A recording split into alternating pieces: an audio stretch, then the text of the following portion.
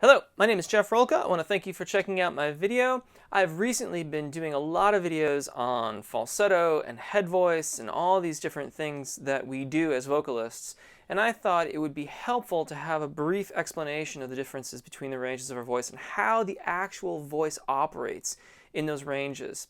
So, before I do though, thank you if you've chosen to subscribe, and if not, I hope you'll consider doing so now.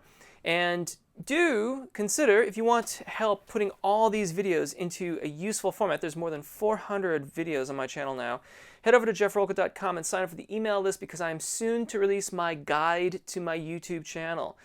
And it's going to help you build all kinds of great stuff together using what's already there on the channel.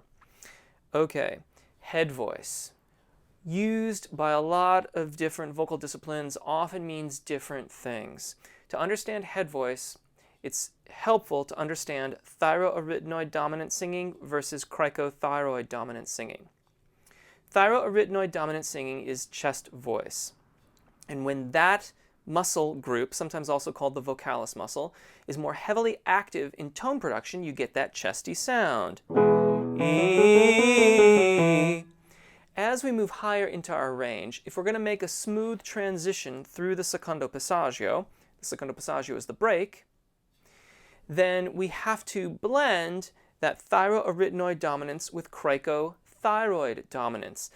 The posterior and anterior cricothyroid muscles elongate the vocal fold, thus allowing it to vibrate more quickly. It has a lightening effect that if you match resonances, you feel it more than hear it.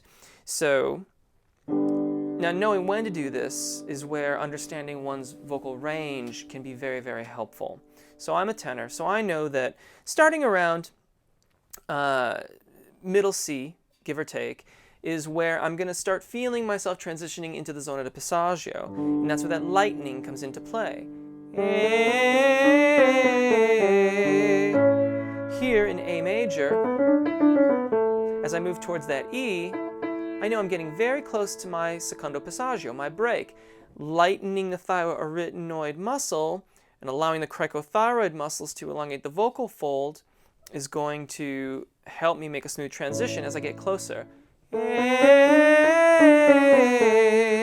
Here in B major, that F sharp's right on my secondo passaggio, right on my break.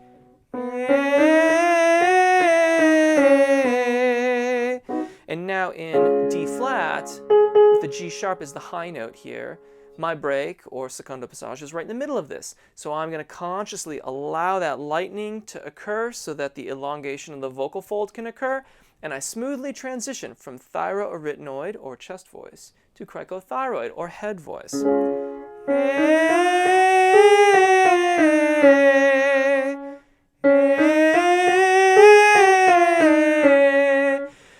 It goes without saying that we have to have really good airflow for this to work well.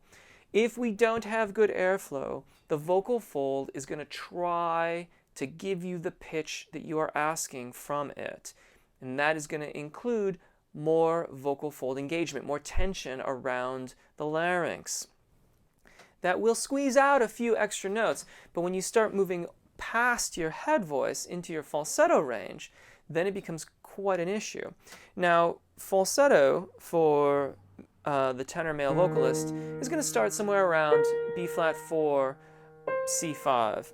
And here I'm getting more ligament tone production. The vocal ligament is going to be more involved in tone production. Now, when you're doing falsetto in the range of your voice that it's appropriate for,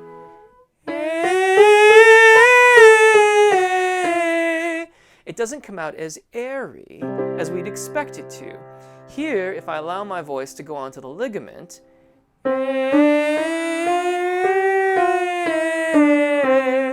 you can hear how it gets a little bit airy. That can be really, really cool as an affectation, but it's not going to have the same kind of power that a smooth transition from head voice to chest voice, thyroarytenoid dominant to cricothyroid dominant, is going to have. And that is your explanation of the differences in the vocal ranges. Thyroarytenoid muscles for your chest voice, a blending of the two in your mix range, giving over to cricothyroid dominant singing or head voice. Finally, beyond that, we transition to falsetto, where the vocal ligament is primarily producing tone. In female voices, that range is roughly equivalent to flageolet, and in that range, there's a bit of dampening that occurs on the vocal fold, so that the anterior portion of the vocal fold is principally vibrating, and that then allows the higher range notes to occur. And throughout the channel, you'll find different exercises that can help you work on the skills to implement and understand these ranges in your own singing. This is just meant to give you an idea of what all of these ranges correspond to and the muscles that we use to create them. I do hope that helps. If not, or if you need further explanation, please drop them in the comment section or join me at a live event. They happen every Saturday at 6 p.m. London time. And until then, take really good care of your voices, enjoy singing, and hopefully we'll see you again. Bye.